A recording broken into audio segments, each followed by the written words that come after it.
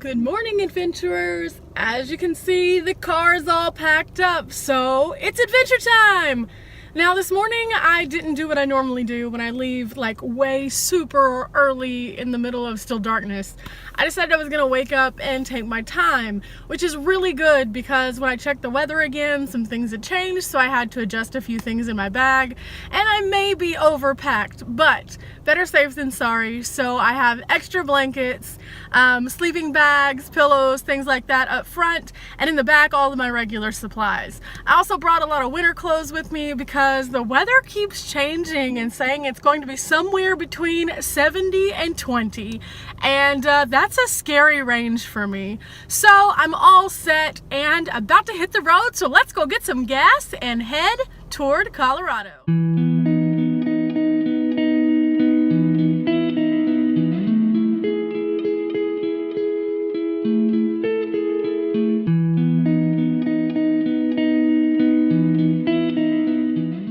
Gassed up and ready to go. For those who are familiar with the state of Texas, you know that it's massive. Whenever you're driving in the state, you can literally be driving in the state for a full day. It's not like any of the other states where you can come and go kind of in an 8-hour span. In fact, if you were to drive from the tip of Texas to the other tip of Texas, meaning all the way down by Mexico up to the Panhandle, it's about a 10.5 to 12-hour drive. Now, I'm going to be going to Colorado, which is only about 8.5 hours from where I live. The problem is, 4.5 of that are just in Texas, and it's some of the most barren, desolate nothingness that I'm going to be driving through ever.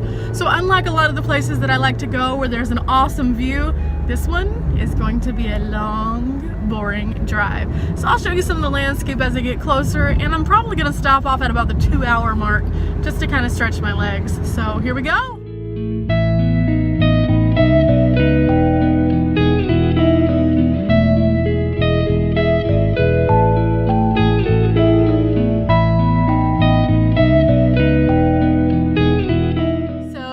Stop, and I found a safety stop.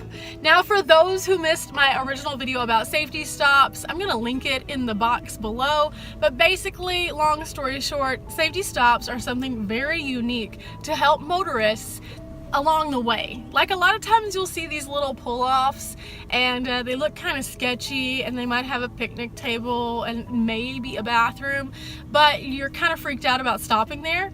Well, these are kind of the opposite of that. They're designed for the motorist that is needing to stop off with their family so they feel safe and secure, and the improved facilities are not only awesome, but most of the time include some kind of little museum. So it's super family friendly. They have playgrounds, picnic areas, and tons of security cameras for your safety. Not to mention, a lot of times they do have a security desk inside, so there's someone on duty at all times at the safety stop to make sure that everything is good.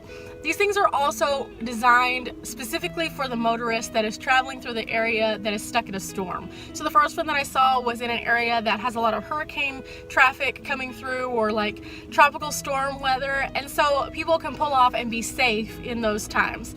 Here, it's tornado alley, so people stop off here whenever the winds are bad, whenever the storms get bad, and they have a safe haven to stay at rather than their car, which is extremely dangerous. So it's a really cool place, and it's also, because of the cameras, a safe place for you to nap in your car if you need to, so that's a really nice, awesome thing too.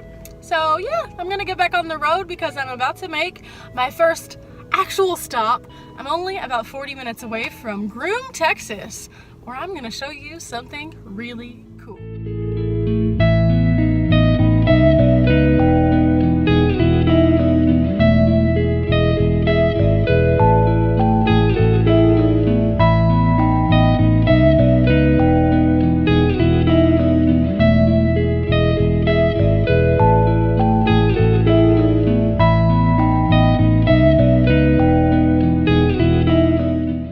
Crazy windy outside, so I had to come back to the car to talk about this crazy water tower.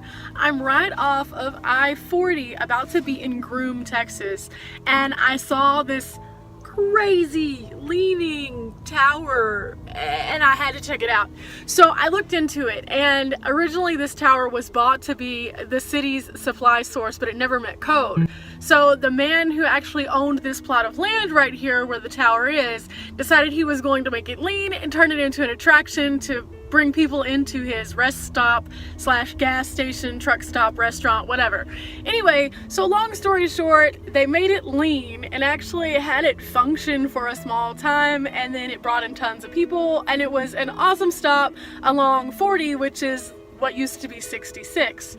Unfortunately, there was a fire and his travel station burned, restaurant and all, so it no longer exists. There's just a field, as you can see now through my window, and the tower still remains as one of the first things that you see as you come into Groom, as one of those weird roadside stops. So yeah, it's kind of crazy over there, but took some really awesome pictures, and I'm ready to go to the actual stop that I was going to go to in Groom, which is just as awesomely different as this. What else could be in Groom other than cows, cotton, wind farms, and that crazy leaning tower? Here you go, a 19-story, 2.5 million pound cross. That's right, it's part of a sculpture center that they have here honoring the life of Jesus, including several different sculptures that I'm going to show you right now.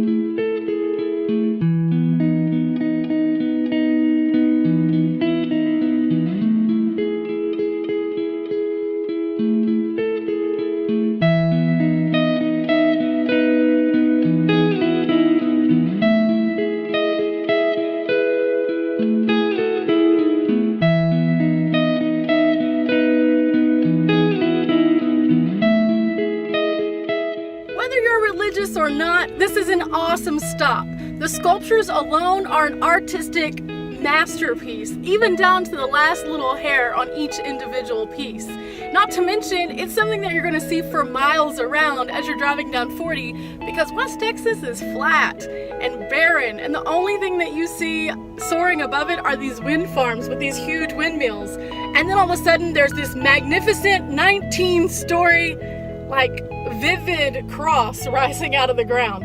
So you have to stop off and see it, if nothing else, just to see the spectacle that is 19 stories in West Texas. But anyway, for now, I'm gonna hit the road and head on to my next stop. Thank you for tuning in today. Make sure you check out the safety stops video from before to find out a little bit more information about that. And I will see you guys in Amarillo. Woo!